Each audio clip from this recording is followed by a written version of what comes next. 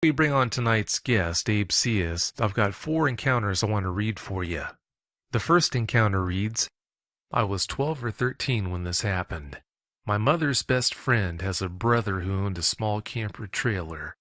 It was the kind you tow, but it had a small bathroom in it and 2 beds. The kind that fold into tables and a tiny kitchen.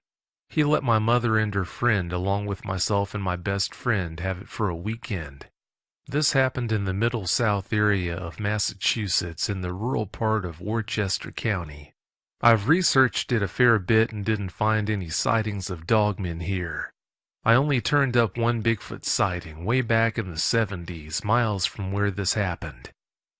The trailer was in a smallish campground. I don't remember its name.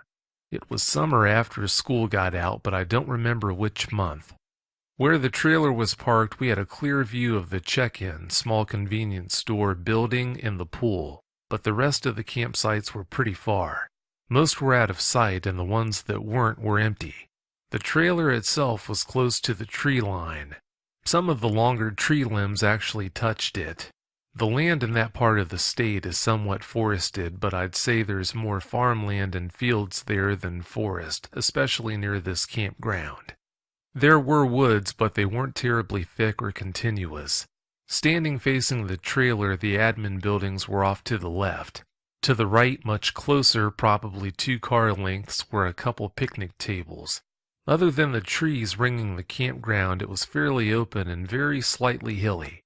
The whole campground had a really creepy feel to it. It honestly looked like something out of a Southern Gothic story. It was a bit run down. The roads in were lined with cornfields.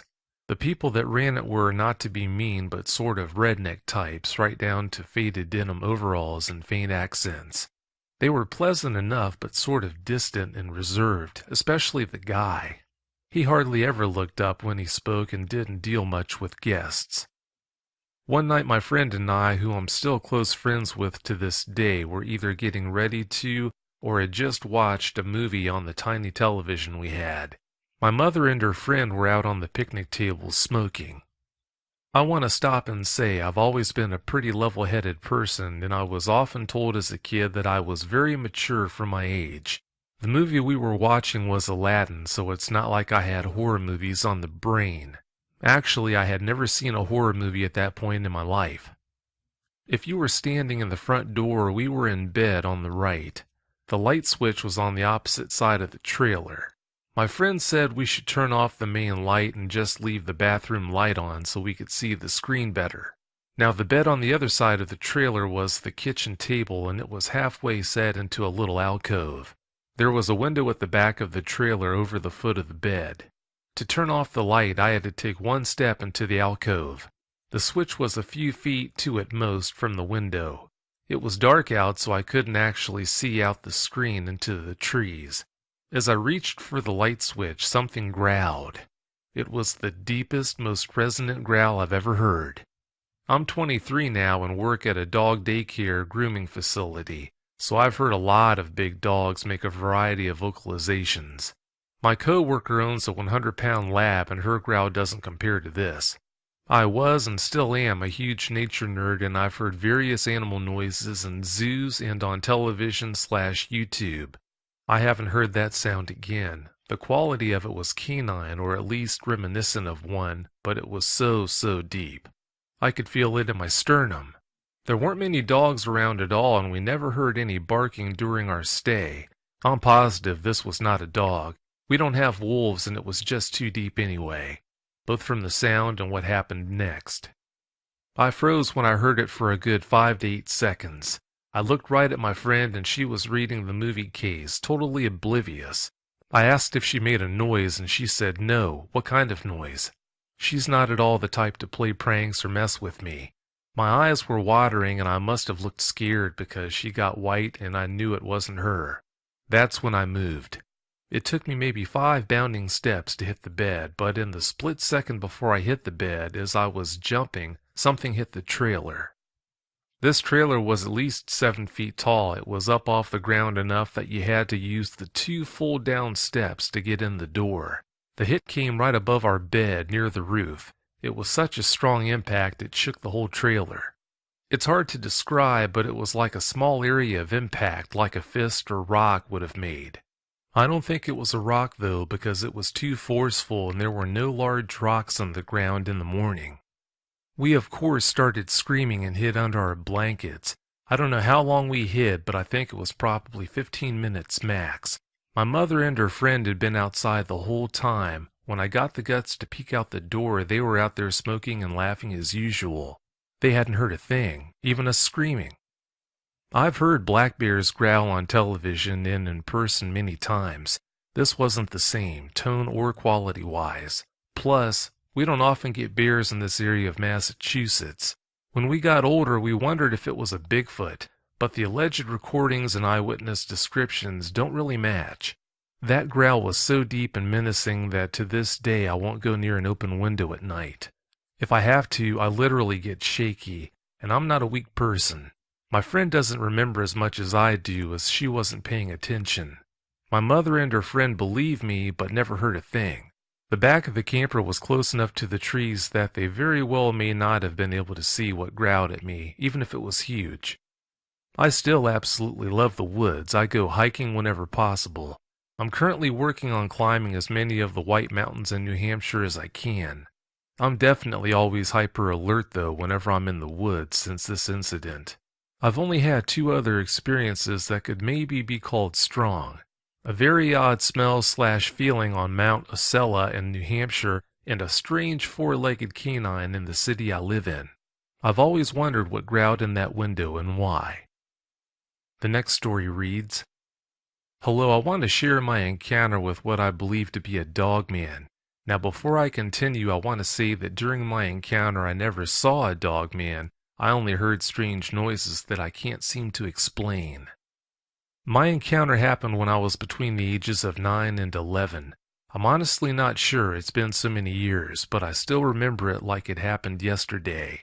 Shortly before my encounter, my younger sister and I had been talking, and somehow she brought up how she had seen something that she said resembled a werewolf outside her bedroom window one night. She described the creature as being roughly 5 to 6 feet in height, covered in hair and walking on 2 legs like a person. At first, I thought she might have possibly seen a Sasquatch until she told me it had a snout and pointed ears like a wolf or dog. In all honesty, I thought she had dreamt the whole thing up until she told me that she had seen it several more times before that. Still, I thought that she had just imagined it and quickly brushed it aside. That was until a month or so later when I had my own encounter. I awoke one fall night, I believe it was sometime in early October around 3 a.m. For some reason I couldn't sleep, so I decided to turn on my TV to pass the time and hopefully fall back asleep. After probably 15 to 20 minutes, I heard something outside my bedroom window. At first it sounded like scurrying, and then it turned into a scratching sound, like something was dragging its fingernails across my window screen. At first I thought it might have been an insect, only to realize that it was too cold for insects to be out.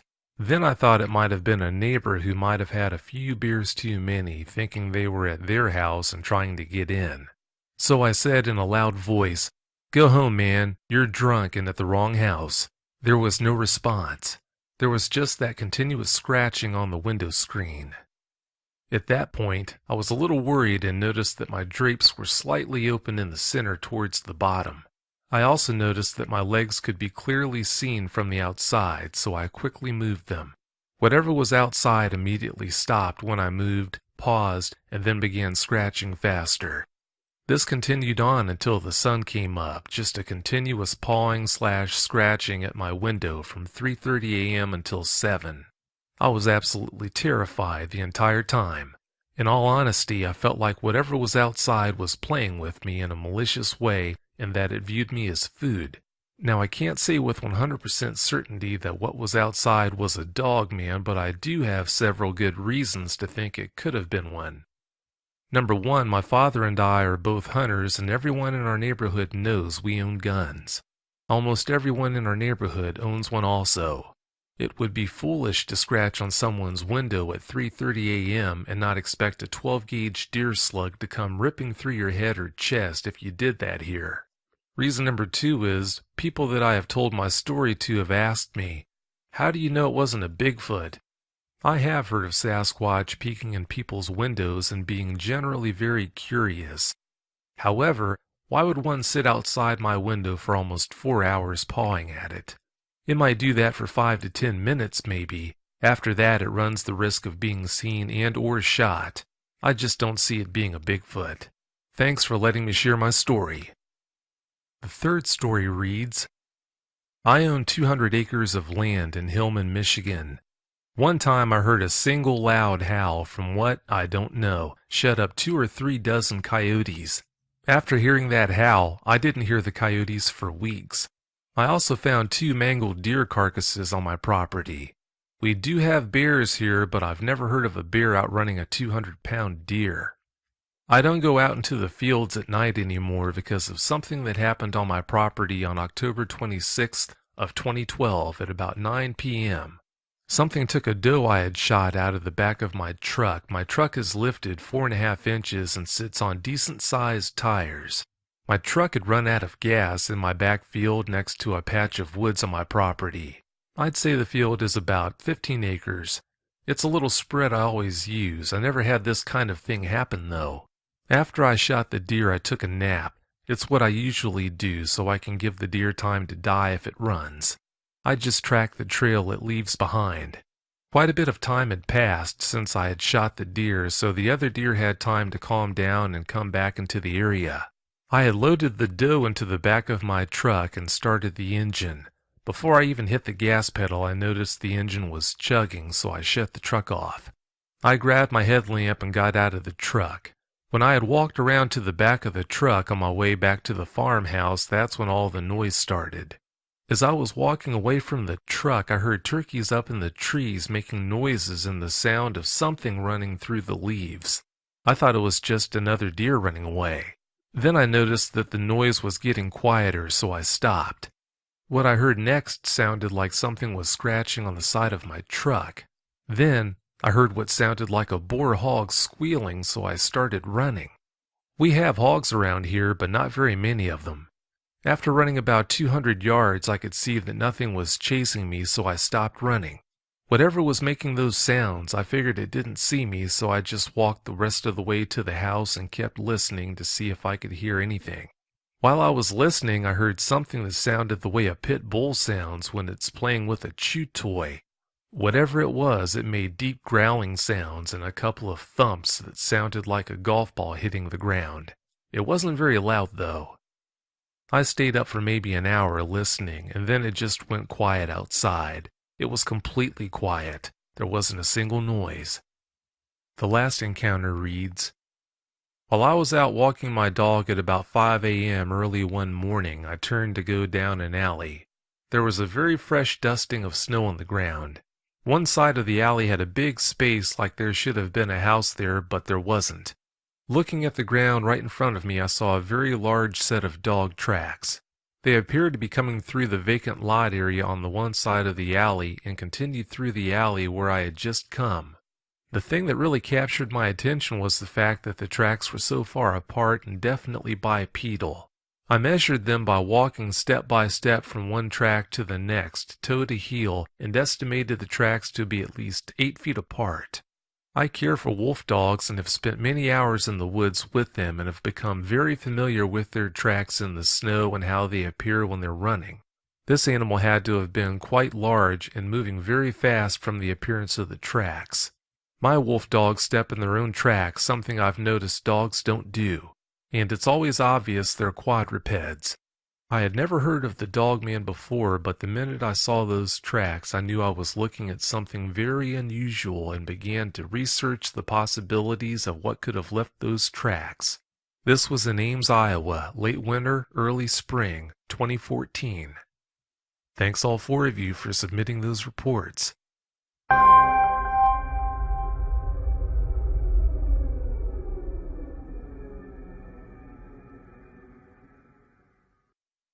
Tonight's guest is Abe Cias.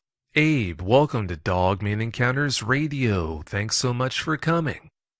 Thank you for having me on the show. Please give us a brief bio on yourself. My name is Abe Sia. Live in Killeen, Texas, where Ford Station is. Prior military.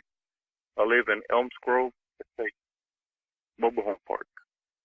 Well, thank you for your service to our country. I really appreciate it. Thank you. Oh, you're welcome. When was the first time you heard the term dog man? The first time I heard Dogman was like 3 or 4 days ago on a site. I've got you. All of the events we're going to talk about tonight happened in and around a place called Elms Grove Park. Tell us about the place. Elms Grove Park, there's a park within the park itself. And where I live at, there's the park section. There's a creek 100 meters away from here and nothing but woods. There's all kinds of wildlife out here. There's deer, raccoons, bobcats, all kinds of critters out here. With all the strange things you have happening in and around that park, I wouldn't be surprised if you did have some old Indian burial mounds in the area, do you?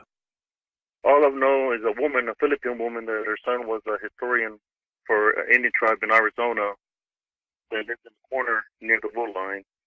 And she would tell me not to go into the woods because there was something there when I first moved into the park. Is that the woman who heard the banging on a tree late one night? Yes. How did that go down? She heard the bang on the tree and then she came and got you, or what happened that night? She was walking her dog in the park at nighttime, and she was going to take it for a walk like she always does. And I got a phone call from her saying that there was something there banging the tree beside her house. So I went over there to see what was going on. She had the doors locked and everything. She was scared, terrified. But when I got there, I did not hear no banging or nothing. But I did see like a tree of some sort had nearby her house, like somebody had thrown a piece of wood or something. Yeah, in the pre-interview, when you were going down the list of all the strange things that have happened and continue to happen in that park and around the park, wow, you've got some strange activity in that area. I'm not really sure what to think about it. Do you have many cornfields nearby? Not cornfields, just a lot of wooded area and the creek that runs through the park. But I know in the past, heard that there used to be a lot of tribes that used to live in this section of where I live at, or throughout the area itself in Bell County. You told me that at nighttime, big things can be seen moving in and around the park. What's going on with that? I've seen deer before there grazing on the grass, but this is no deer that I've been seeing. They're real dark and they're tall. They're actually running around in the park at nighttime. Do the parents in the area know about this and as a result keep their kids inside at night or what? Well, there's a lot of people before that would hardly go to the park because of strange things that would happen to them. I remember some younger kids that would always go to the park and they would say there was something there, but I would tell them what they would see, and they would say it was just something dark there. But they wouldn't even go to the park either. They just pointed out the vicinity of where they would see it. Yeah, with all the strange things going on around there, I can't blame them for not wanting to spend much time in that park. There was a homeless man you were telling me about that used to sleep under a bridge in the woods. He doesn't sleep there anymore. Tell us about him. Yes, I seen him one time, and I gave him some water and stuff like that, try to help him out, get on his feet. He was sleeping underneath the bridge, and he told me that one night he seen some figures on the side of the creek, and he said he was in a sleeping bag asleep, and he didn't want to move because he said what he seen was not a deer or any other kind of animal he's ever seen before. He said there were creatures of some sort. So what I did is I tried to help him out for a while. I got a tent and I put the tent by my home so he could stay here for a little bit so he can get on his feet. But he never went back there. He had moved. The first time I seen him was behind a convenience store. He was sleeping in between two air conditioning units, and he told me the story of what happened to him there.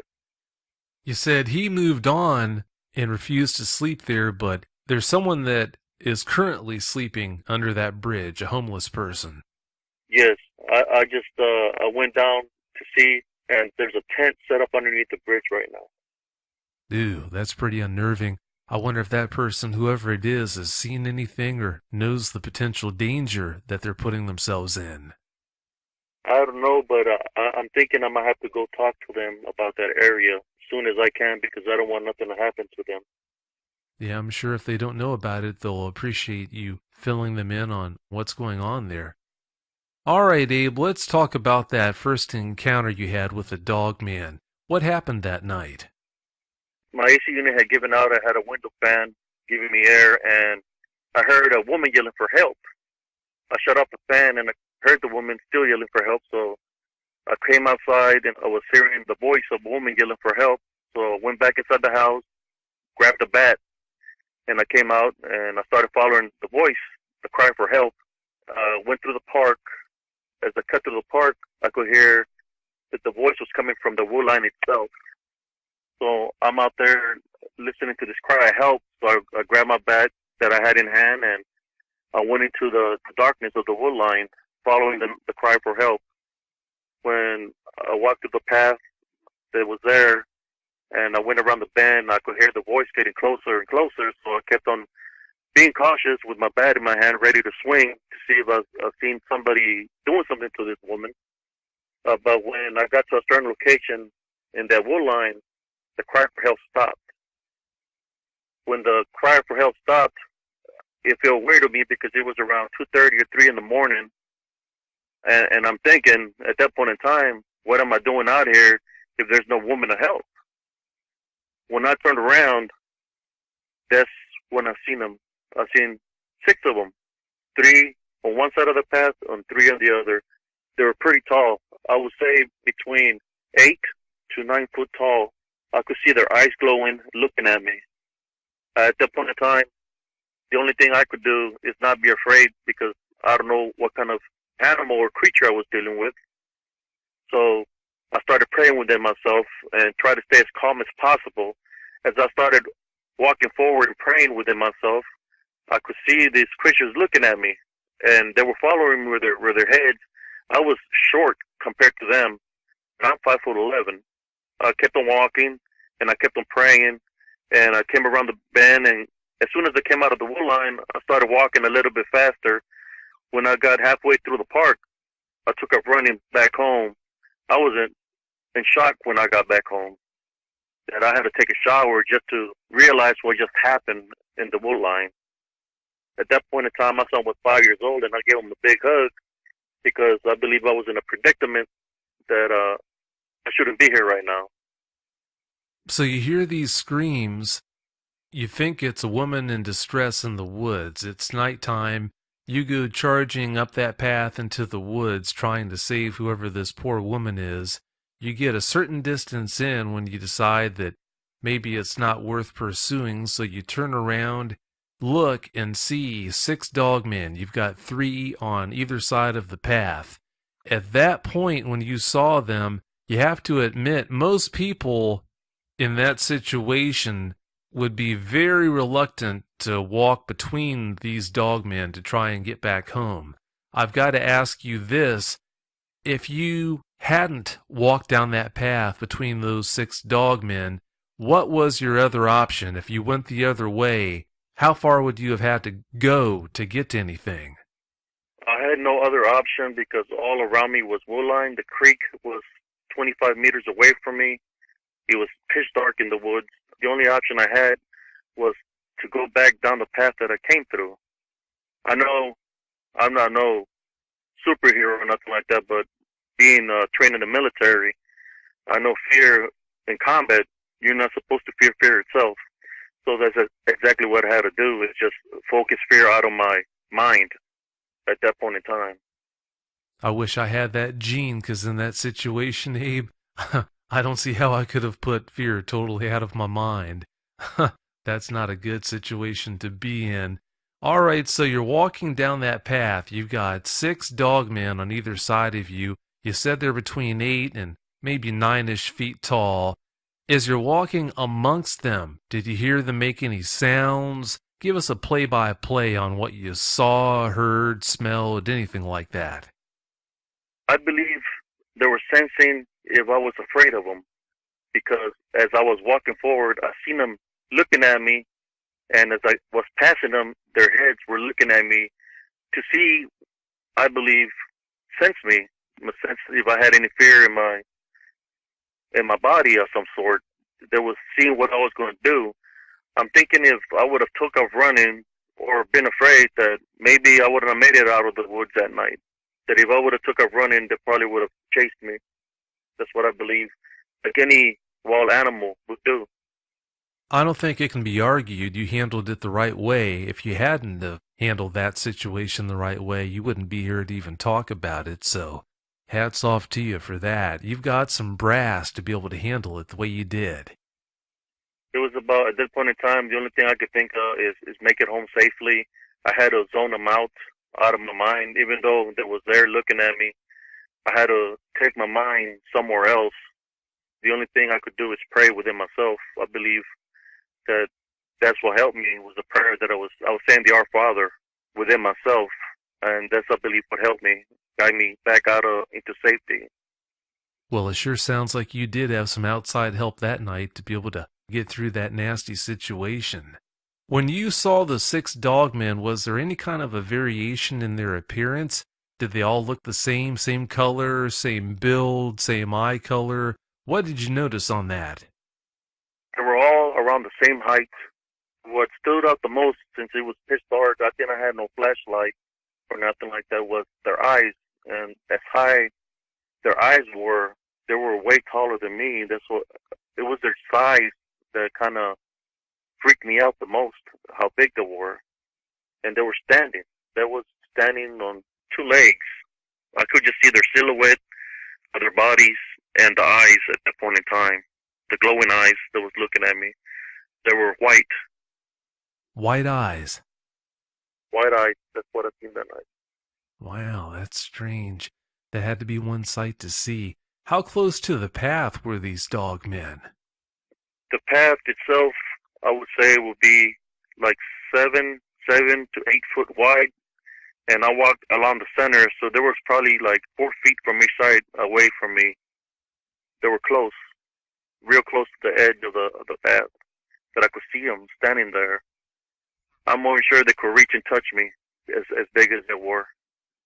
That was going to be my next question. It sounds like they were close enough where, if they wanted to, they could have reached out at any moment and grabbed you.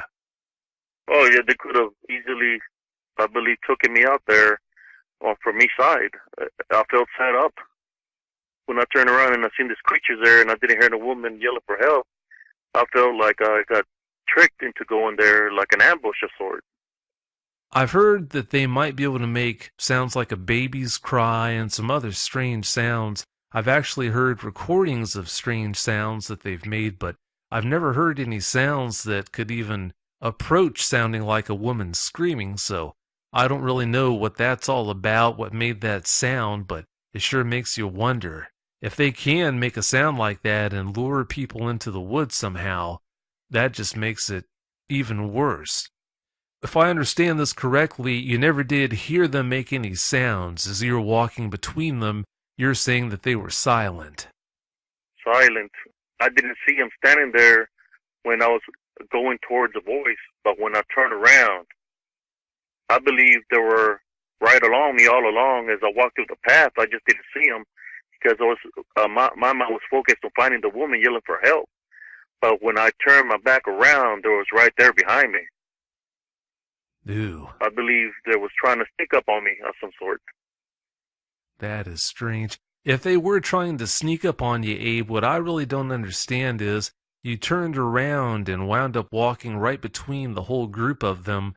They could have had you right there on the spot if they would have wanted to. If they were trying to sneak up on you from behind, I wonder what the end goal was.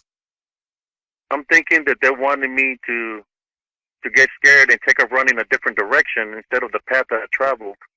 I believe they wanted me to go run towards the wood line further deep into the woods so they could get me even better. Well, that's what I think. But like I said, I focused on not being afraid, and I started praying, and I knew that through prayer that I was going to come out into safety, one way or the other. I'm just glad that nothing happened to me that night. Oh, I'm glad too. From the way you describe it, I think a countless number of things could have happened that night that would have resulted in a very unfortunate outcome. I'm just so glad that somehow you're able to get through that situation in one piece. What a nightmare. Now, this is kind of related to what we've been talking about here. There have been situations where I've been in a situation that was really bad. Nothing like that, but I've been in some bad situations before. In the heat of the moment, I handled it like a champ, but after the fact, I didn't handle it so well. You think about it too much. Sometimes you might have a nightmare or two, or maybe more. Did you have any lingering after effects, bad nightmares, PTSD from that experience, or what? Well, after that, I stopped going to the woods at nighttime. As a matter of fact, I kept my son away from going to the park there for a long time. Or if I see children at the park, even during the day, I will go and tell them to leave, that they shouldn't be there because of what happened to me. I was afraid that something might happen to them. Anybody I would see there at the park, I would tell them to be careful. I wouldn't say exactly what I've seen, but I would tell them there was wild animals there, to be careful.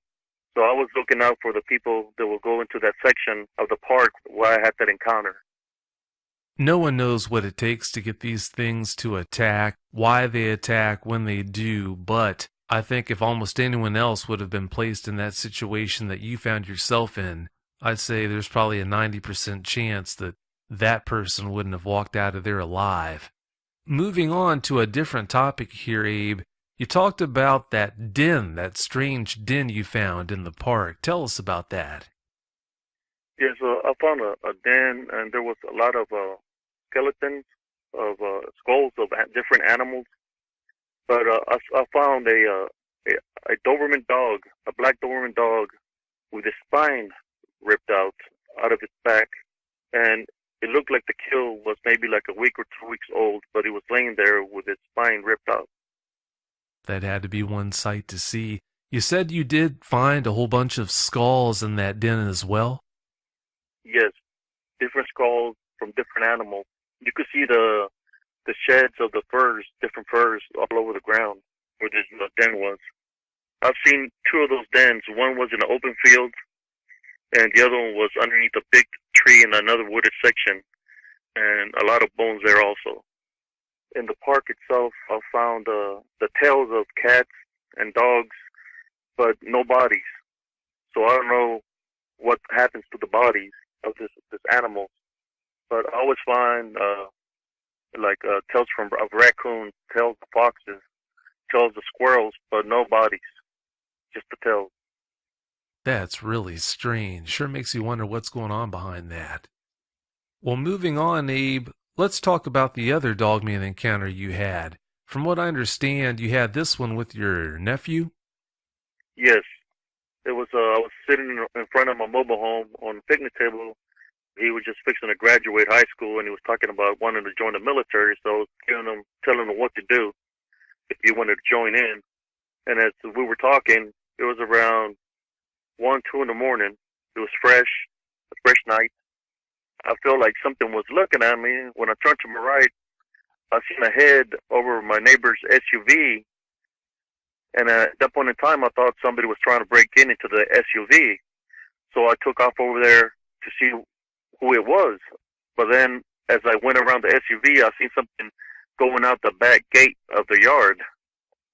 So I was telling my nephew what I seen, and as I looked across my yard, I could see something walking on all fours. At first, I thought it was a dog. Then I thought it was a deer. But then when I looked at it, it looked too big on all fours to be a dog or a deer. So it was on the other street, and I was on my street. So we started walking parallel to it, me and my nephew, and something strange happened. It stood up on two legs, and it was huge, very muscular. Its legs were curved a certain way backwards, I guess like a dog of some sort, but the upper torso was real long. He had a long neck and pointy ears. It was massive, and as far as I could see, it looked grayish at that point in time. It started running, but it wasn't a run. It was more of a long stride, kind of like when a deer prances to get away when it gets startled. Well, that's how it was running. It was a long stride, like a deer would jump. In which my nephew, he's way younger than me, and he took off sprinting. He was in track and everything, and he couldn't catch up to it. It was too fast. It had a long stride. It was all muscular. I never seen nothing like that. Its legs were massive, but they looked muscular. Just like the upper body was very muscular. It had a long neck. I could see the side of its face, but it was all grayish. It seemed like it was more. I don't think it was scared of us, but I think it was more just wanted to get away from us. We lost it in the wood line by the creek. We didn't even see it go from the sidewalk into the creek. That's how fast it moved. I thought he was going to run on all fours, but he didn't. He took off running on twos. You said you and your nephew were running after it. Did you really think you had a chance in catching it, or what?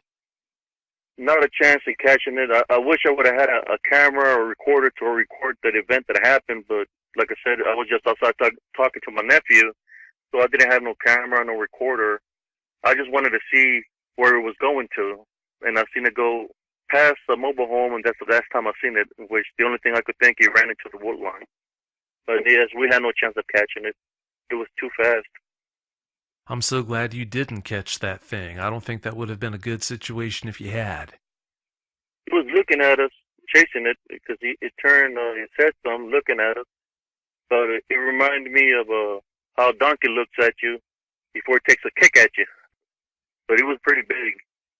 The power it had wasn't even moving its arms or nothing like a normal human being would move his arms to run. It was just using the power of its legs, and it was running fast.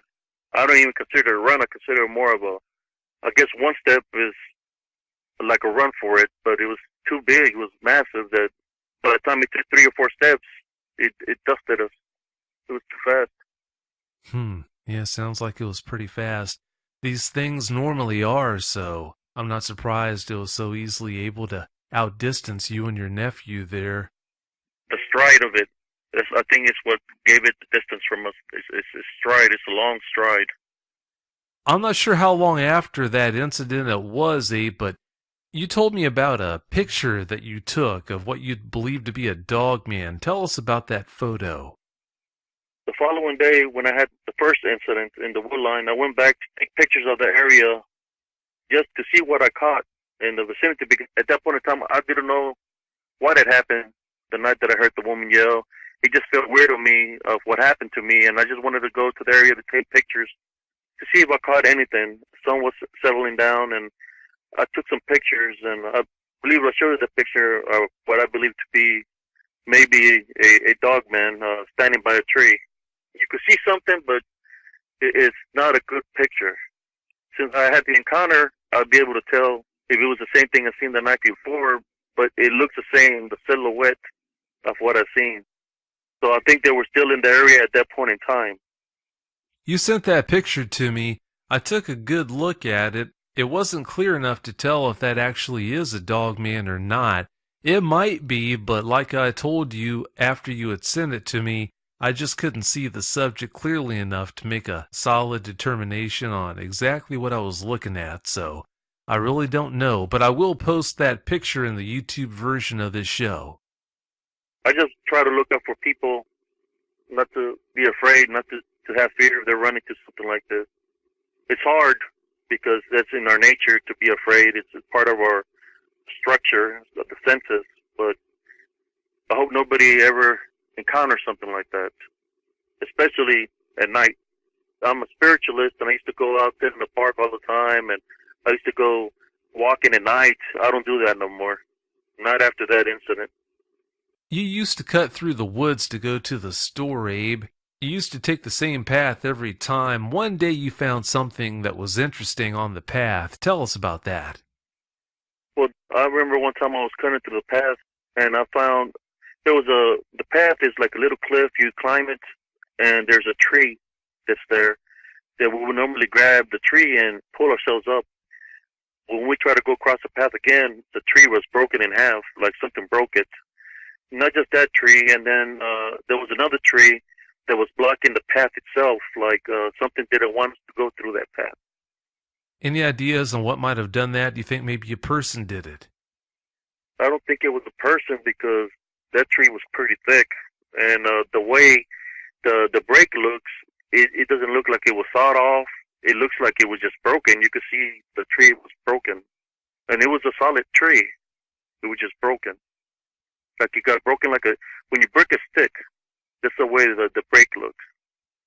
So the tree wasn't dead. This was a live tree that was broken and torn down. Exactly, a live tree. It was broken. About how big around was it? I would say it was probably like 2 to 3 foot wide. Ew. Yeah, no person did that. Moving on, not long ago you took a group of ghost hunters into the woods there. Now they probably wouldn't go into those woods even if you paid them. Why is that? I took them there because they said that they believe what I encountered there the night. I told them a story of what happened to me, and they said that maybe I might have encountered something else, like a bad spirit or bad omen of some sort. But when I took them there, something happened to them. One of the females took off running because she said she was seeing something, heard something, and as she was taking off running out of the wood line, I took her to the same section where I encountered those 6 figures. She took off running, and we found her in the entrance just laying down on the ground. She had no energy. We picked her up and took her to safety. And then one of the other guys that was there with that team, the same thing happened to them, but they got dropped. Like they had no energy, and they just were laying on the ground. So I had to pick them up and get them out of there also. The weird thing about that both of them, the same things were happening to them, the same like the side effect of whatever happened to them. They said they were seeing some dark figures of some sort, and they kept on seeing the dark figures. So I don't know exactly what I was seeing because I could not see them with my eyes, but they were describing what they were seeing. What they were describing was actually kind of like what I've seen that night in the woods. So I don't know exactly what attacked them, or if a dogman is that fast that they could actually drop somebody in the ground through just touching them. Whatever it was that they ran into, if it was scary enough to spook them and run them out of the woods like that, being ghost hunters and everything, it must have been really spooky. With some of the things you've been talking about going on in that area, it sure makes it sound like you've got some kind of demonic activity going on or something like that that's above and beyond dogman issues. I tried to figure out what was going on because, like I said, I seen the one that took off running down the road. It never disappeared, so I figured it was nothing of a spirit because I've seen its form actually running away. And then I had this other incident in which I didn't know what a dogman was, like I said, till like 3 days ago. But I'm just trying to make sense of everything that happened to me that night and the other things that I've seen here in this park. Yeah, that was such a strange occurrence. You could put a lot of thought into it and still not be able to make any sense out of it. Till this day, I don't know what it could be, but I do remember seeing these creatures there. And the one running down the street, in which it was no deer, because I know how deers look like. It was all muscular, very muscular, big creature. As if that wasn't all strange enough, all the things we've already gone over, you said there was a woman who was found dead alongside a road nearby. Tell us about that. Yes, it was a Puerto Rican woman. She was always coming borrowing cigarettes, asking my sister would give her a cigarette. She would cut through the wood line, not to where I had the encounter, but she would cut nearby there. I was cutting through the wood line to get to the main road to go to the corner store. Well, one day, early in the morning, she got run over by a vehicle.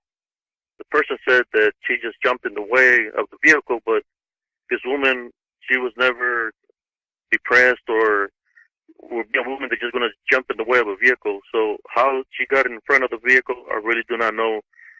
The only thing I know is that the man said she came out of the wood line and jumped in front of the vehicle. but she's traveled this path and done this walk to the store many, many times. Did the bystanders say anything about how it might have looked like she was running from something? The only thing he said is that she jumped in the way of his vehicle. That's all he said. That's the only thing that I could think of that would make sense to explain why she might have done that. I believe so too. If something was chasing her and she just going to jump in the way, she must have been running with some fear. And the path that she would walk through the woods, there was no other path. There was nothing. She would make her own path and just cut through the woods itself. Also, this was not the path that you used to take to go to the store then. Yes, she would just cut through the woods itself. She would not go through the no main path. She would just cut through the woods. Well, I'll tell you what, Abe, it's about time to wrap this show up. Do you have any closing comments you'd like to share? Yes, the thing I would like to say is if anybody ever encounters what I believe to be now the dog man, don't be afraid. It's going to try to scare you. It's trying to see if you're going to run. Try to get to safety the safest way as possible, even if you have to reroute the path that you walked. But I believe if you pray within yourself that through prayer you can go back into safety. Just not be afraid. Even though it's going to be a scary sight if you ever encounter the dog man, just don't be afraid. It's harder said than done, but I believe that you can go into safety. Just to try to get there safely, as not run out of the vicinity, but just walk away from it, because I believe if you do run away, it's going to know you're afraid and it might come after you, like any other kind of wild animal. Yeah, keeping your composure when you're faced with something like that is, like you said, much easier said than done, but those are really good words nonetheless. Abe, I really appreciate you coming on the show. Thanks so much. Thank you very much for having me on. I really appreciate it, to share my story with you. Oh, thanks again for coming. Well, have yourself a great night. Thank you. You too. Thanks. Bye. Bye. If you've had a dogman encounter and you'd like to speak with me about it, whether in private or on the show, you can reach me at contact@dogmanencounters.com. I'd love to hear from you.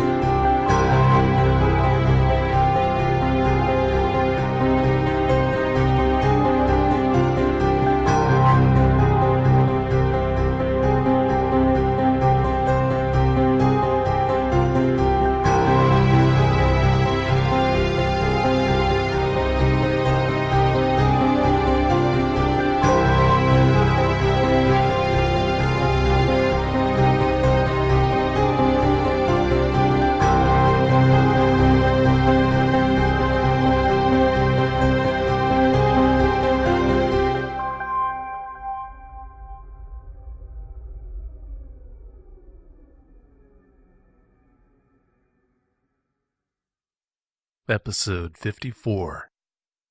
Hello, thanks for tuning in to another episode of Dogman Encounters Radio. I'm Vic Cundiff, and I'll be your host as we listen to eyewitness encounters involving one of the most terrifying cryptids, dogmen. Before we bring on tonight's first guest, I wanted to let you know if you're a dog maniac and can't get enough of the topic, my buddy Brenton Sawin has a YouTube channel with some Dogman related shows. I'd highly recommend you take a look at his channel. He's got some good content there. Tonight's first guest is Robbie Anderson. Robbie, welcome to Dogman Encounters Radio. Thanks so much for coming. Thank you for having me. Please give us a brief bio on yourself. My name is Robbie Anderson. I've been a touring musician for the past 6 years. I also dabble in media arts and figurative arts and pretty much all kind of artistic things. I grew up in southern Florida and as well as a little bit up in the north in North Carolina in the mountains. And that's pretty much about it so far. You said you're a traveling musician. Are you an axe man, or what do you play? I do vocals. I do play a little bit of every instrument, but when it comes to live performance, I usually just do vocals. Oh, I've got you. When you were growing up, what kind of interest did you have in cryptids like Bigfoot, the Loch Ness Monster, you name it? I can't say like I was too crazy about it, like searching it up or anything, but anytime like Monster Quest or something like that would come on the TV, I would definitely sit down and watch it for hours and hours. Those things usually interested me, but I'd probably say Bigfoot more than anything because, you know, it's like the most common thing you see out there. Oh, sure, yeah, there's no arguing the point that Bigfoot's number one. Not long after we had our pre-interview, you spoke to an older lady who had some very interesting stories to share about a big wolf, as she described it, that was known to go up onto two legs and terrorize people nearby to where she lived in Florida. The name that the people in that area had given this cryptid was the swamp dog. Please tell us about the swamp dog. Well, as I told you, I'm no expert on it. All I know is what she's told me, but she has told me a few stories about how when she was younger, her parents would tell her about the swamp dog. And from what I've been told, it's usually when you see it at first, it just looks like a normal wolf walking on all fours. Or usually it's in a very swampy area in the water, probably trying to catch some fish or food. And people stumble upon it, you know, when they're hunting or going in their boats.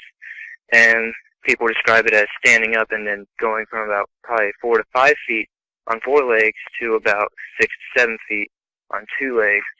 And it usually, you know, bares its teeth or looks very aggressive, looks very mean, and then, you know, runs off into a different direction. She never told me that about any attacks or anything. She told me about where this dog would terrorize camping because we have a lot of RV like camping spots around, you know, southern Florida and even northern Florida, all over Florida. And people would go out there with their tents and their RVs, and she would tell me stories about how this thing would just kind of run through campsites and knock over things and not really like investigate or anything, kind of just like barrel through, you know what I mean? Kind of like a linebacker in football going through the defensive line, kind of just like taking out whatever it could and then just keep going. And, you know, most people would think it's a bear, but from what people said, they're like wolf prints, you know, like, and in Florida we don't really have wolves. There are some wolves if you look it up online, but they're very small. They're kind of like small foxes. It's as big as they get here. And they would just say these footprints are at least, you know, big enough to have something that, you know, matches. It could be, people would think it's Bigfoot or skunk ape as they call them down here. And, you know, she would just tell me stories about, you know, when she was a kid, how her parents would tell her about this swamp dog, you know, terrorizing camps and scaring the living crap out of people who are traveling in through the woods and the swamps. Yeah, from what you just shared, I get the impression that it didn't seem to want to hurt anyone. It just wanted to terrorize people and then move on. Yeah, that's definitely the vibe I got from it, was that it didn't want to eat anybody, but it definitely did want to scare them. That's how it seems. You said you grew up in the southern Florida area of the country. If you were that close to the Everglades, Growing up, did you ever hear tales about any other type of werewolf-like creatures down that way? Not really. I kind of lived like super south. Like I was born in the Florida Keys, so I was like down, very far away from where there would be any kind of swamps or anything. Just island after island, and didn't really hear any stories too much down there. We'd hear, giant sharks and stuff like that, but nothing really about any wolves or dogs or Bigfoot even. Exactly how much experience do you have out in the woods there, Robbie? I wouldn't say like I'm an experienced hunter or anything, but as a kid, I definitely played in the woods a lot. I rode BMX bikes out there, and we would have like little stick wars, shoot each other, bows and arrows we made, and all that kind of stuff. But as an avid adventurer, I wouldn't say I'm too experienced. Before you tell us about your encounter, please tell us about where it happened, because your encounter happened at a very unique place. I live in the Denellen, Ocala area, around north central Florida, and there's a road called High School Road, which the local high school here is on, and it's actually just so happens to be the road that Jeepers Creepers was filmed on. And the red barn and everything's there, and the super long road with the fields on the side where the bus gets, the tire gets popped and everything, it stops there. That's that creepy old road we had to go down every day in the bus going to school. But that's the area. It's kind of a odd and ironic area to have an experience, I think. Were you around that area when Jeepers Creepers was filmed, or what? Actually, I still lived in the Keys. Actually, it was one of the first movies I went to the movie theater ever to see with my dad. I was about 6 years old when it came out. I was still down south. I was not in this area. All right, Robbie, please tell us about your encounter, beginning with when you were leaving the studio that night, and take us all the way through when you told the first person that you told about your encounter. All right. Well, it was probably a good 4 or 5 months ago at this point. I was, late session recording, trying to get some ideas flowing and get some new songs out there for a strong comeback after taking a break for a year and just kind of being not around social media or anything. I took a break to myself to, just revitalize myself and, get some new ideas coming out. And after a long day of recording, it was probably got to be 2, 3 a.m. It was just really, really late, and I was super tired. And I was heading down through the back roads because it's just a lot easier because we have these, our traffic lights are the worst. Like it's like red light in the middle of the night for like 5 minutes, I swear, like for no reason. It's just like we're just staying there. And so I just avoid all the traffic lights and go through the back roads. And I was turning onto High School Road, and probably as I was getting probably maybe 50 to 100 feet down the road, I saw something kind of crouched in the middle of the road there. And so I stopped because, I didn't want to hit a cow or, I thought it might have been some roadkill or something. I don't want to hit it. My car's pretty low down to the ground, so if I hit it, it's probably going to, screw me all up. And so I stopped, and I probably get maybe 10 to maybe 5 to 10 feet away from it. And I noticed that this thing's a lot bigger than I thought it was. It was kind of like dark brownish, but like as it kind of got towards its leg, it was like really reddish brownish. Like it was kind of like two-toned. And I just kept, like the first thing I remember thinking to myself was like, that's definitely not a raccoon or something what I thought it was, or a cow, I was like, that's weird. And I noticed it looked back at me, and it kind of, and then it started standing up, and this is when I got really scared, because like I said, my car is pretty low bearing to the ground. So this thing easily towered over my car, because I probably could step over my car if I really wanted to. And this thing was just massive. Like it just stood up and just like looked at me. And remember, it has like really dark glowing. Imagine like if you're like seeing like a Yu-Gi-Oh character or something. I don't know if you've ever seen that show, but like how like all their monsters are like really dark glowing red eyes, and that kind of is what the first thing kind of ran through my head. It looked kind of like like blood. It was kind of like glowing blood eyes, and it kind of was just kind of like panting like a dog, kind of. His like mouth was slightly open, and I just remember it kind of like panting a little bit, or that's what it looked like it was doing. And then it kind of ever so swiftly turned and just bolted into the cow fields that were surround this entire road. And these cow fields have like pretty high fences, and the fences are barbed wire and everything. And this thing just kind of gracefully, doesn't even look like it had to jump, just kind of walks over this fence and just keeps going. And well, swiftly walked. Like it wasn't like, you know, walking nonchalantly, you know, with no cares or anything. But it just like, it didn't even look like it had to jump or even hop. It just kind of just went right over this fence, went right into the woods, and I never saw it after that. It's kind of sat there in disbelief for probably a good 30 seconds and then just hauled down the road and all the way home. When it was crouched down in the road there, did you ever get an idea what it might have been doing?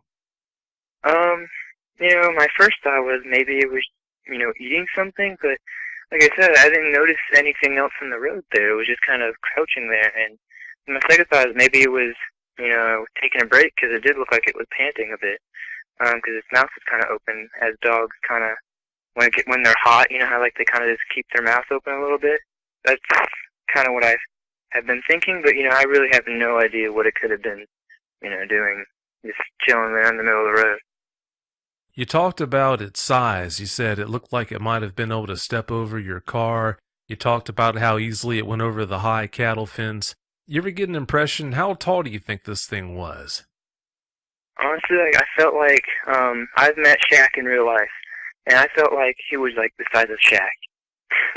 Like, he was at least 6-7 feet tall. Like, he was very, very big. Did you get a good look at its leg structure to know what kind of legs it had? Were they canine style or hominid style?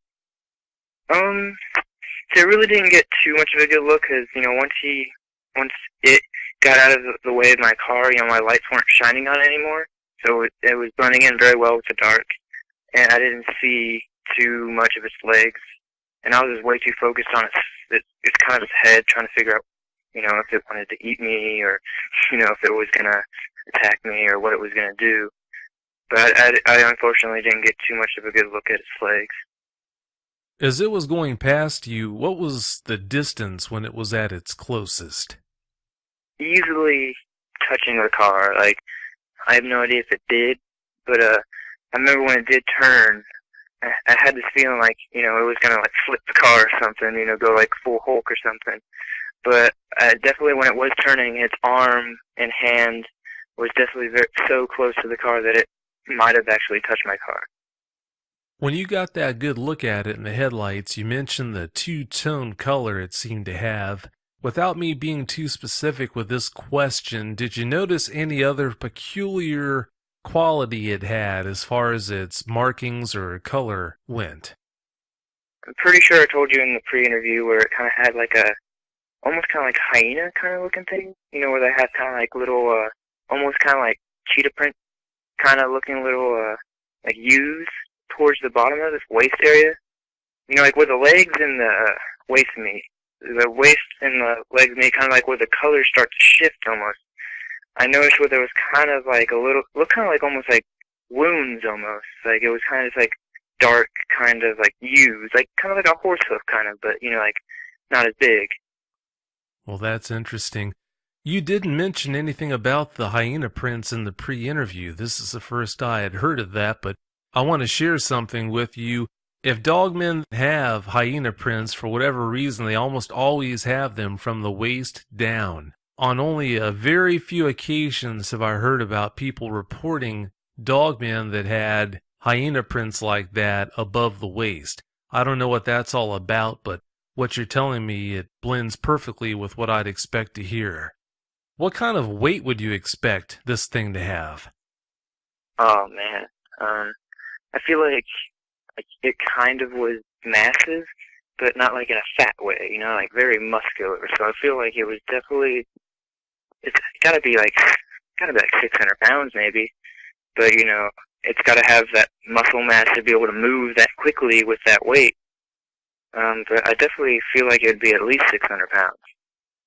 It must have been a specimen, to say the least.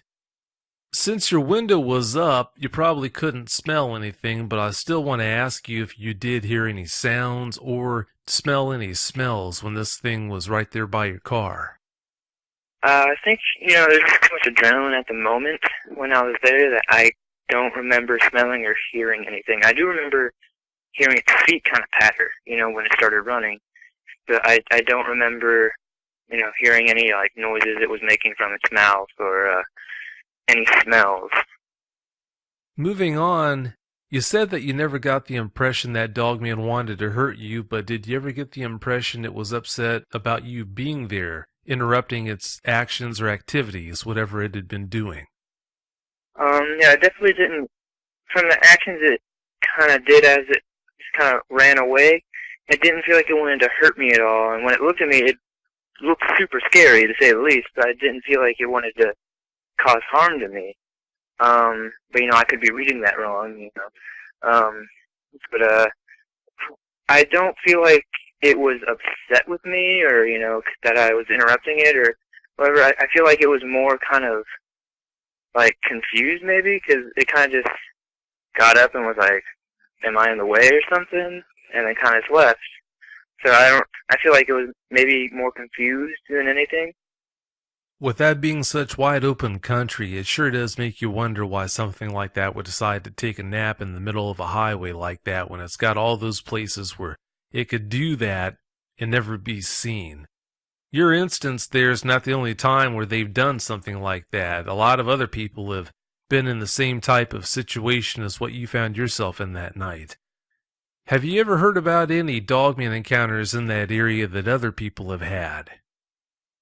Not in this area exactly. Besides the swamp dog stories I've heard down south from Edna, I haven't really heard any other dogman sightings. When I asked you about it, you did send me that link on your website to the dogman encounter in Florida, but besides that, I really have not heard anything besides those few stories. Well, that's a good thing then. At least you don't seem to have a population of them down there. If you did, you'd probably hear about more encounters down that way. But moving on, when you hear friends talk about heading out to camp, fish, you name it, do you try to steer them away from doing those activities now because you know they're out there, or what? I don't. I actually love the woods, Every time with my friends, we just go out and sit by the creeks up in North Carolina and just really enjoy it. I wouldn't, steer them away, maybe because I love nature and I love the trees and I love just everything about it. And if they're out there, I'm definitely going to be a little bit more careful and a little bit more cautious about the areas I'm in and be a little bit more respectful now, knowing that, they're out there. But I don't think I'd, try to keep people from going to enjoy the outdoors. I hate the fact that you did have that encounter, but at least it did give you the upper hand to know that they are out there, so that now you can adjust your behavior to hopefully protect yourself more than if you didn't even know that they were out there in the first place. So I guess there is some kind of positive spin that we could put on this. But what kind of changes have you made in your life as a result of having that encounter? You just mentioned that you still like to go out into the wilderness and enjoy various things, but I'm sure there are some kind of changes you have made to help protect yourself from another run-in with one of these things. Well, I definitely don't travel that road at night anymore. I definitely do wait through the long stoplights now. But, I really don't know how too many changes in the area I live to protect myself or try to avoid them because, I grew up in this town a little bit, for at least for my teenage years. This is kind of where I was, and this is kind of where I made a lot of my memories. So I kind of just in the same routine. So I really don't know how to change it up to avoid it. The way I see it is it was just fate. Everything happens for a reason, and if I'm meant to meet up with these things again, and hopefully it's gonna be as passive as it was, but I really besides not taking that road at night anymore, I really don't know what else I can do to kind of ensure I don't see one again. You mentioned not traveling that road after dark. Does that mean also you can't go camping again now that you know they're out there? That's a possibility. I never really camped too much as a kid, and I don't like really being woods at night anyway, so I definitely don't camp. And that's one more reason to add to the list of why I don't camp. Well, regardless of your reasoning for not liking the woods, now that you've had this encounter, I don't think anyone could blame you for having a strong dislike for being out there after dark, to say the least. But is there anything noteworthy that happened that night that I'm missing here you'd like to reveal? I mean, as cliche as it sounds, it was very bright that night. It wasn't a full moon, but the moon was 3/4 of the way full, and it was just casting a very bright light. So, like, things were a little bit more visible. Like, once they got towards the trees, like I said, it gets a lot darker, you know, the shade of the trees and everything.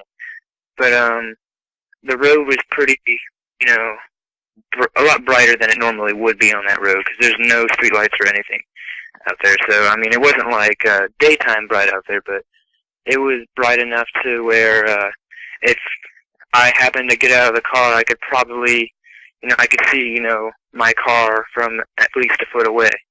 But usually on that road, it's pitch black. It's, you know, if there is something out there, you're not going to see it, no matter, you know, if you have a light or not. Yeah, considering the history of that area, it's not like you need a dog man running around there to make that place any creepier than it already is. But do you know of a high number of people or pets that have gone missing in that area? I do know, when I was a few years younger, probably before I moved up north, a lot of cattle did start dying. And it wasn't just kind of like keeling over, they were attacked, you know, but people thought they were just, you know, a large number of coyotes moving down into the area or something like that. And, I mean, our area has coyotes, and foxes and stuff like that, but they're very small. Like, they're the size of house cats here. Like, they're very tiny. So, like, I was like, there's no way that something that small is taking down these cows, because these cows are huge, you know? So I was like, there's no way. So, and, like, they weren't, like, mutilated or anything, but, like, they were, like, definitely, they were, like, you know, gnawed on and eaten a bit up. And, there was a cow field right behind where I live, and I do remember, you know, seeing a few dead cows out there when I was younger, wondering kind of like why, because, you know, all the cows, you know, they were there for years as I was growing up, and we used to mess around with them, you know, like run out in the cow field and get chased by the bull and climb up to the lonely tree in the middle of the pasture. And I do remember seeing a few dead ones there and noticing around town that there definitely were a lot of cows getting taken out. But besides that, I really don't know of any stories of like dogs or cats or pets going missing. When you and your buddies were out there in the pasture giving the bull and the cows a hard time, did you get into any cow tipping?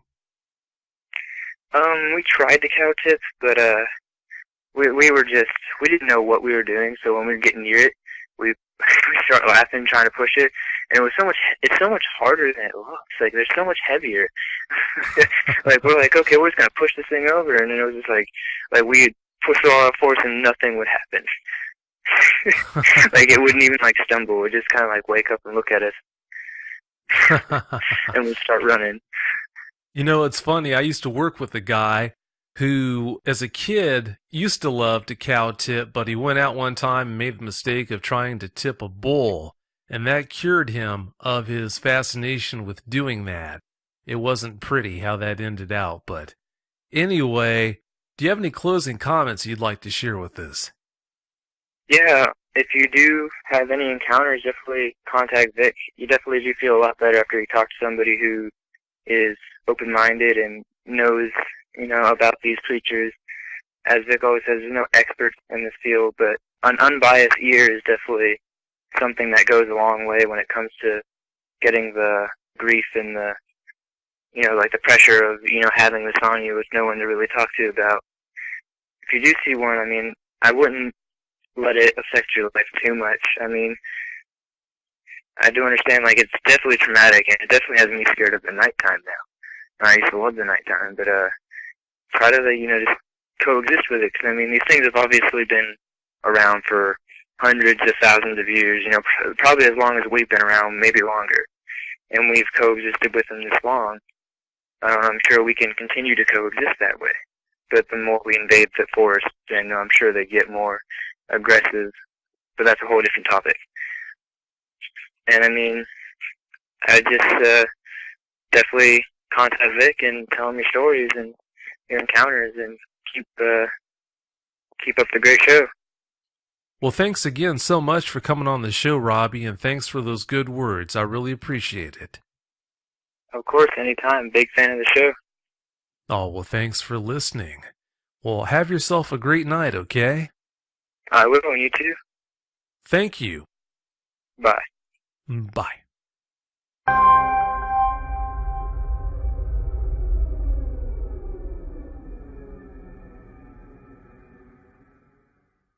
Our second guest tonight is Andrew Maselli. Andrew, welcome to Dogman Encounters Radio. Thanks so much for coming. Thanks for having me, Vic. Oh, it's great to have you here, buddy. Andrew, please give us a brief bio on yourself. Okay, my name is Andrew Maselli. I was born in East Los Angeles, California. My grandparents were full-blooded Native American, Apache. My other side of my family I don't know because my father was orphaned, Italian. I'm an artist. For the past, say 7 years, I've been living overseas. I'm a backpacker. I like to travel the world, but I've been living in Asia, specifically Cambodia. I've been in Cambodia for about the past 7 years. I help run an orphanage over there, working with human trafficking prevention, and got the orphanage up and running. Then I was working with landmine removal, like EOD, and I was an educator. I was currently riding a motorcycle. I rode a motorcycle across Thailand to Burma to Laos, and I was in a bad accident in Cambodia. So the past 2 years, I was 1 year, 9 months on my back. My leg was severed. They reattached my leg in Saigon.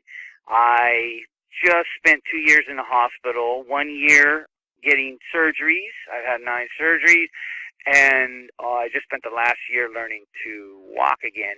And now I am good. I am up and running, and I'm currently in the Emerald, they call it the Emerald Triangle up here in Humboldt County, California, Northern California. Beautiful place up in the Redwoods. And that's about it. I'll tell you what, buddy, I'm so glad that you're back to good health and to the point where you're dangerous again. That's good news right there. You're doing this interview from a very unique place. Please tell us about that. Well, yeah, I'm up here in Northern California. My encounter, which you'll hear about, actually happened at a place called Psalms Bar, Orleans. It's very close to what some of your listeners might recognize, Bluff Creek, where the Patterson film was filmed, the Bigfoot, that original film, the Patterson film. Very close to that. So close that I used to go drive to Bluff Creek to go get coffee. So it's pretty close. It was right up the road. I used to live up there. We're on the Hoopa Indian Reservation.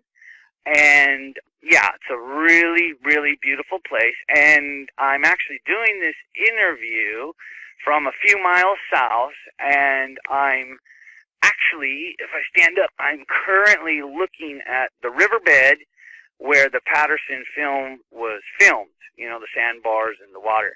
And I'm very, very close. So I'm up at the Hoopa Indian Reservation just south of Bluff Creek in Northern California. I can't even imagine how neat it would be to knock around that area. An area that's so famous and well known and everything. That must be unreal. Yes, very beautiful too. Very beautiful. And by the way, everyone, before we really get underway with the show here, if you're wondering if Andrew's half as nice as he seems, trust me when I tell you the guy is. I've been talking to him for some time, wanting to bring him on the show forever, and Andrew is as advertised. He's just about the nicest guy you'll ever meet. Great guy. Well, thank you, Vic. I appreciate that. And same to you. Well, thank you. Not hardly on my account, but I appreciate the good words anyway. All right, Andrew, let's dive into this thing. First question I've got for you is, what kind of role does the Dogman play in Apache culture? Okay, well, the Dogman in particular, I'm not too sure of. Like I said, I am half Native American Apache. We are from the White Mountains, Arizona. I did have the unique gift, I guess you'd say, of my grandfather. I was raised by my grandma and grandfather, who are full-blooded Apache, and my grandfather used to babysit me, and at night he would rock me to sleep, and he'd always tell me stories. That's what put me to sleep. Actually, him and his father, he grew up in the woods, in the mountains. His father used to go actually ride, I think it was his horse or his donkey up in the Superstition Mountains or something, he would tell me. But I didn't get a lot of it wasn't like he was an elder, so I don't have a lot of information on how it plays exactly in the culture. But I have heard a few things. For instance, an old-timer told me that in our culture, we, I guess, would say, and I've heard a lot of dogmen described as almost a coyote, but walking coyote. And apparently, when the Creator was creating man and coyote, coyote wanted man to be on all fours. That I know is part of the legend in the culture. So there was a kind of a back and forth between man and coyote. Coyote wanted man to be on fours. So anyways, that's about what it is. Also, coyotes are tricksters, represented as a trickster, whatever that may mean by maybe being on all fours, being able to walk. I have a few theories on why dogmen are around Native American burial mounds, but maybe we'll get to that later. Sure, I'd love to cover that. One thing I'm hoping you can answer for me. I've seen Sasquatch depicted on Native American totem poles, but I've yet to see any dogmen on one. Any idea why that is? No, that you've got me on that also. If anything, I believe dogmen in our culture, in the Native culture at least, is more of a protector. And I have a theory, my personal theory, is why dogmen are seen around burial mounds, Native American burial mounds. Maybe it's not so much that the dogmen are attracted to there. Possibly, it would cross my mind that maybe like warriors are buried there and such. Basically, there's places where dogmen, Native people know where dogmen are, territories, and they choose to bury their dead there, knowing that a lot of people aren't going to go into those areas. And maybe it's not something you want to advertise. You know what I mean? That sounds like a good idea if you don't want someone to mess with graves. If you know of a hot spot for these things, I can't think of a better place to bury your loved ones. Yes, especially if parents are telling their kids, don't go in there, it's dangerous, knowing it's a dangerous place, and you want to keep, your loved ones at peace or rest and honor them for resting into the afterlife. Well, that sort of makes sense. That does make really good sense. To go back to something you brushed over just a bit ago in the interview here, you said that in your culture they're seen as being protectors. I'm kind of foggy on something here. If they're seen and portrayed as being protectors, do the Apache elders say to fear them, not fear them, respect them, or both? Actually, I'd say both. Definitely common sense would say to fear them, but definitely more than anything in Apache culture and all native cultures is respect of all living things. So I would say both, but more than the other, one more than the other would be to respect for sure. Oh, I see. In that Bluff Creek area, how do people look at the whole dogman phenomenon? Well, to be honest, that's a funny question because even before the interview, my own nephews were teasing me. It's really funny. Willow Creek up here, Bluff Creek, around here, Hoopa is the Sasquatch hotspot of the planet. I mean, this is where it's happening, where, there's a lot of sightings, and the culture here knows about them for a long time. The culture up here actually, and native culture in general, looks at Sasquatch as a clan. Now, I know we're talking about dogmen. You just don't hear anything about dogmen up here. There's so many angles you can approach it from. It's really hard to figure out half of this stuff. All you can do is just take bits and pieces of info and do the best you can to formulate some opinions, I guess. Yes, definitely. And that's all we're doing. And in my heart, I'm sure there's dogmen packs. I'm sure there's Sasquatch clans, and they don't want to be found for whatever reason, which may not be a bad thing with humans. You know what we generally do when we find a species? It doesn't really last that long. But anyways, yeah, you don't really know. So I'm just guessing. This is just my everything. I hope I don't offend anyone out there with my opinions. These are just my opinions. Oh, everyone's entitled to their own opinion, so no harm, no foul there. What you just mentioned does tie into my next question, though, which is, why do you think it is that the cryptid community accepts the existence of Sasquatch so much more readily than the existence of dogmen? I believe probably because dogmen is such a stretch for anybody who's grounded in quote-unquote everyday reality. You know what I mean? It's just such a far stretch. Sasquatch, you think, well, the average person, missing link. I mean, it's a is it a primate? Is it human?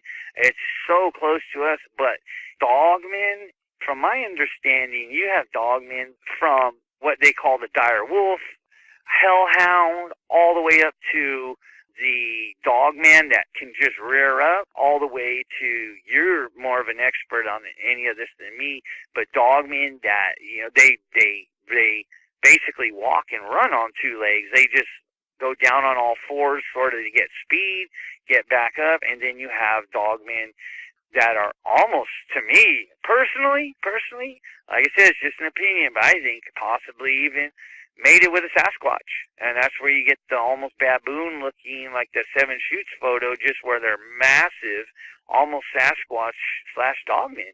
Who knows what goes on out here in the woods? It is hard to figure out how they can have so many different looks. I mean, they do come in all different shapes and sizes, just like what you mentioned, trying to figure out where they came from and how they wound up looking like that. Well, Vic, my personal thought is, like I said, it's just my opinion, but what if, I'm just saying what if back before, as all the legends say, there was an advanced culture that was messing with genetic material, and therefore you'd have, just say they wanted to make a bigger, more powerful beast of burden. But that beast of burden over how many tens of thousands of years goes out and is in the wilderness, and it mates with this, and it mates with that. And before you know it, you've got everything from almost an upright standing, basically timber wolf that's 7 feet tall, to something doesn't have hocks, but has actually kneecaps. I mean, I've heard of everything, and doesn't have paws, but has fingers. So maybe if there was something going on in the past, whether it was natural or a little bit of help with genetic manipulation, maybe these things just started evolving naturally on their own. And that's why you have so many different species and so many different looks. Some look like the Onaway photo looks like a chow almost, the thing I saw in my encounter, that was just a combination of things. Some of them looked like a Sasquatch, literally a Sasquatch wolf. So, yeah, it's interesting, but I'm sure they evolve each in their own way, and the hybrids are happening all the time.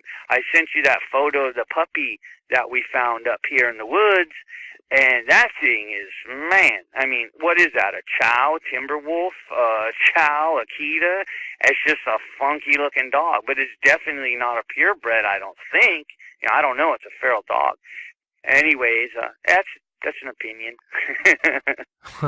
Well, we've all got them. It is awfully hard to figure out the origins. I am a believer in the fact that there are aliens out there. Whether or not aliens came here eons ago and seeded the earth with what we call today dogmen, I don't know. I'm not qualified to even make an opinion on that, but I guess anything's possible. As far as them interbreeding with Sasquatch and winding up looking like Type 3s do with their hominid-style legs and everything, that I have a hard time believing. But anyway, let's move on to the next topic here, Andrew. What we've all been waiting for. I've been looking forward to giving you a chance to talk about that encounter that you and Andy had. Give us every last detail that comes to mind. Okay, so back in the day, I had my encounter at 95, and let me just state from the get-go that I'm not saying I saw a dog man, but what I saw, definitely, I have no idea what it was. I've never seen anything like it, and the closest I could relate it to was I had no reference point. After I had my encounter, the only thing I can relate it to was what they called a hellhound, or a devil dog, or a dire wolf. And when I saw him, I said, I have seen the dire wolf, or all three of those into one. Anyways, okay, back in the mid-90s, me and my buddy, we're quite seasoned travelers. We were following a band called the Grateful Dead. I'm sure you've heard of them. And we were making a living, going from concert to concert, selling food and stuff. And it was just a great time in life. We were traveling every state across the country, been down pretty much every dirt road you can imagine from here to New York and back. Did that for several years. But when they would stop what they call tour, we would always head on up here to Hoopa and hang out and sort of recoup for a couple months, you know, and just hang out there on the Salmon and the Klamath where they come together. I actually literally, because I'm native, I lived with my sister. We had a cabin literally on the bluff overlooking where the Salmon and the Klamath come together. Phenomenal, beautiful, very special place in the native culture. So I'm up here. Down the road, I had a friend that lived, and me and my buddy, we used to go hang out there. So we're down at the place at my buddy's, and I remember we had run out of cigarettes. So we went to the store. We went down the road. It's a windy road, and it's like that same sandbar area, that same very area where the Patterson film was filmed.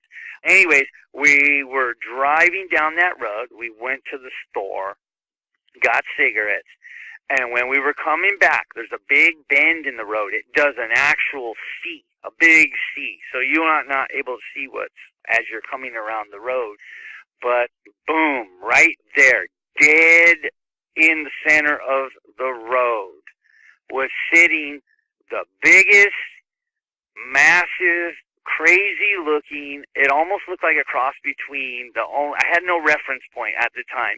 A black bear it was the size of like a small black bear, not a medium sized black bear, canine wolf thing. That's the only way I could describe it. It was insane, massive. It was just a crazy moment. It was like, what? We actually drove off the road to go around it. Now, I know people have had encounters in the past where they might have seen something dark, but I saw this thing clearly. Everything. Locked eyes with it, everything. Massive. I'd say, to describe it, I got a very good look at it. Sitting in the middle of the road, had to be sitting down, had to be about 4.5 feet from sitting down to the tops of its ears. It had pointed ears. It had a muzzle like a wolf. It looked just like a massive, it looked almost like a timber wolf crossed with a grizzly bear. That's the only way I could describe it. It was massive. And it just had this bizarre look, man. I mean, it had the most bizarre look that it actually was, I don't know if I want to say annoyed. I'll just say it, annoyed that we saw it. It actually had a look to it. And we actually went off the road to go around it like, what? We skidded. Yeah, what is that? And it just looked at us, and it just sort of, that's when I say it looked annoyed, and we made locked eye contact, and it just sort of trotted off down into the riverbank. And yeah, that was it. You know, it was a brief encounter, but it was, I mean, it stuck with me to this day. And I'll tell you one thing. I used to hitchhike that road every single day. For years, I hitchhiked that road. I never hitchhiked that road again. And I don't scare easy. I don't scare easy. Yeah, I can't say I'd blame you for not wanting to hitchhike on that road after seeing something like that. In the pre-interview, you said the creature's shoulders looked strange. What was so strange about them? They were massive. The thing almost looked like, there you go, here you go. If you crossed a timber wolf, a grizzly bear, and a hyena, because its back was huge, absolutely massive. The shoulders and back, absolutely massive. Almost like you know how a dog has its arms go straight down from its shoulders? This went out, almost like it was muscular, like it had biceps. It was just massive, like a pit bull. It was just so strange looking. It just made no sense. You're like, you can't believe what you're seeing when you see something like this, other than get the heck out of here. Yeah, that had to be one heck of a sight to see. I can't even imagine that. What kind of coloration did this thing have? The coloration of this animal was so bizarre. That's another thing.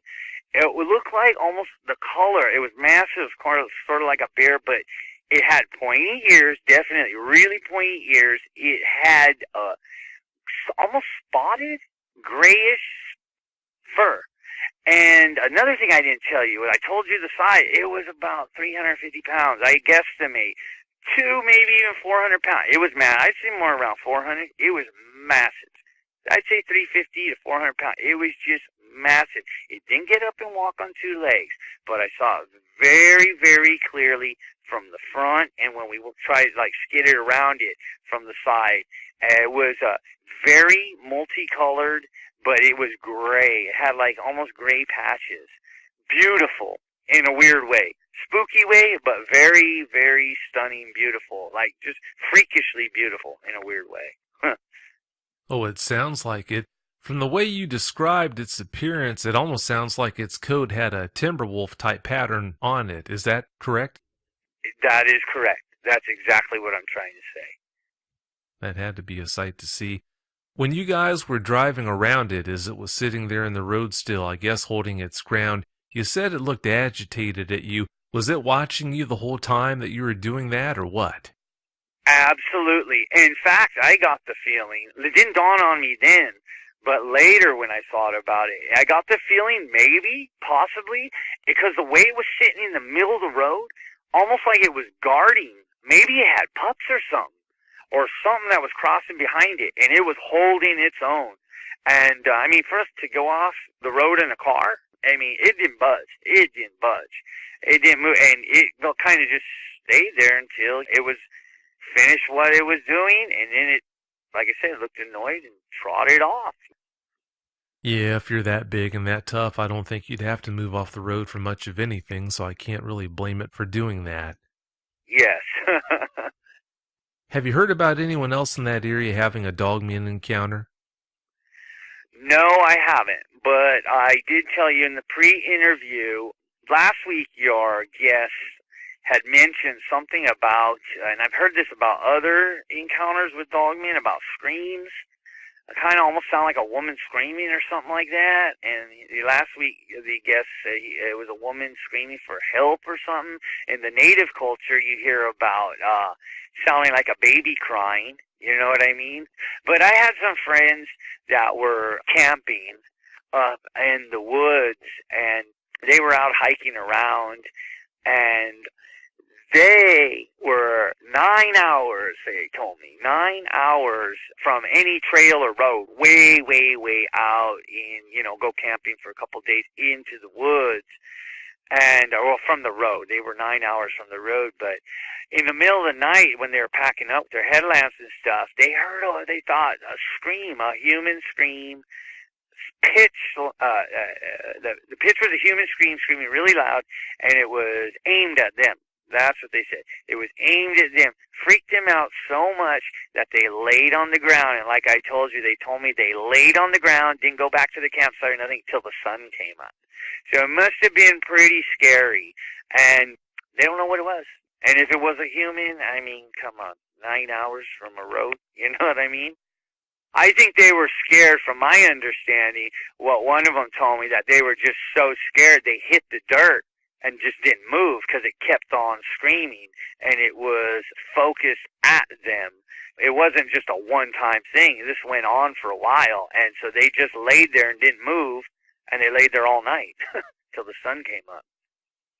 Yeah, I can't say I would have handled that any differently, so can't knock them for that. That had to be one heck of a strange situation. By the way, Andrew, do you have any opinions on how dogmen and Sasquatch interact? A little bit. Yes, I do. I personally believe that, and I've heard this in native culture, that they live side by side and they're territorial. I believe personally, when you see the broken limbs across a trail or a tree trunk, broken branch, or even if you go up in Alaska, you'll even see where some Sasquatch clan claim territory. The natives say they actually take a tree and put it upside down, and that's marking a clan's territory. But I believe that when you hear a lot about when dogman area, that they're not broken branches, they're actually bent. They actually take it and they bend it, almost loop it over a path as a warning, hey, stay out, this is our territory. That's what I personally believe.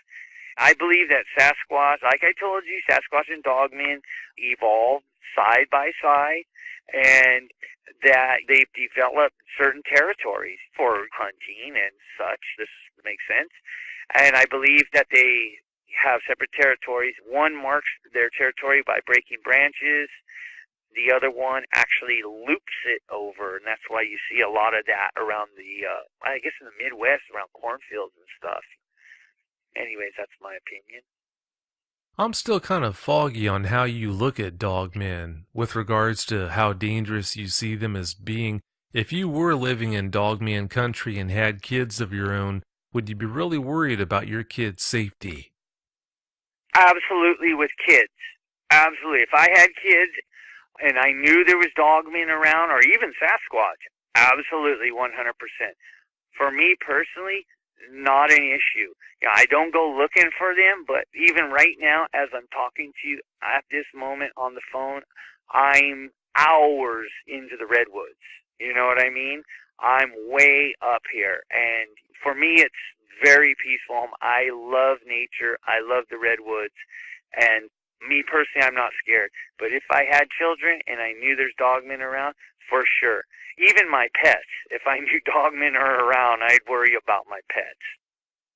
Well, I'll tell you what, Andrew, it's about time to wrap the show up. Do you have any closing comments you'd like to share? Well, only that, like I say, I apologize. I don't mean to offend anybody on my personal thoughts about things. And, Vic, I hope I didn't stray too far off the topics. But I've had a really fun time, and I just want to tell you, I'd say if anybody has an encounter with a dogman, I know a lot of people go on the fear route for good reason, but I would just say the Native American way, just respect it. You can always go the other way. I wouldn't go looking for it because they're very dangerous. I hear a lot of your guests share that. But as far as that goes, we should respect them. We should respect all creatures. And on a personal note, Vic, thank you for what you do. We all really appreciate it, man. It's great stuff. And I thank you, Vic, for keeping your integrity. Like I said, 3 of my favorites, George Knapp, Dave Paulides, and Vic Cundiff. And I thank you, buddy.